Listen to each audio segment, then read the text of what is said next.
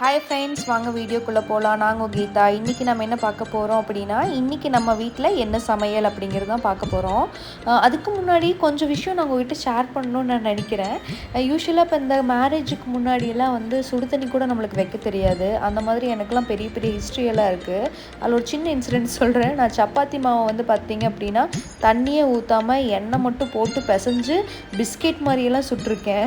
அந்த மாதிரி நிறைய காமெடிஸ் எல்லாம் நடந்திருக்கு. இப்போ இந்த வீடியோஸ் எல்லாம் பார்த்து என்னோடய ஃப்ரெண்ட்ஸ் எல்லாம் நீயாடி இப்படி சமைக்கிறது எங்களுக்கு ரொம்ப ப்ரௌடாக இருக்குடி, இதுக்கு டிப்ஸ் சொல்லு அதுக்கு டிப்ஸ் சொல்லுன்னு சொல்லி கேட்குறாங்க.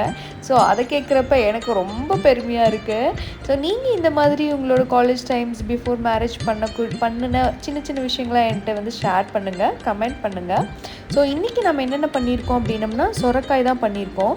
எனக்கு சொரக்காய்க்கும் புடலங்காய்க்கும் பூசணிக்காய்க்குமே வித்தியாசம் தெரியாது. பட் நான் இப்போ சொரக்காய் சாப்பிட்டதும் கிடையாது பிஃபோர் மேரேஜ். ஸோ இப்போ நான் சொரக்காய் செஞ்சு சாப்பிட்றேன், தினை அரிசியில் உப்புமா செஞ்சு சாப்பிட்றேன்.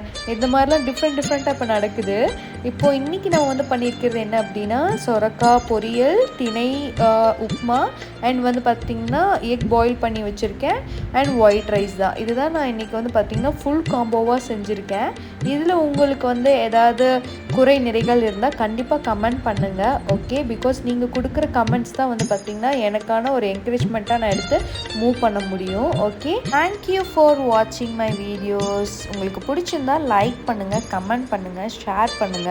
அப்போ தானுங்க நான் வீடியோ போட முடியும்.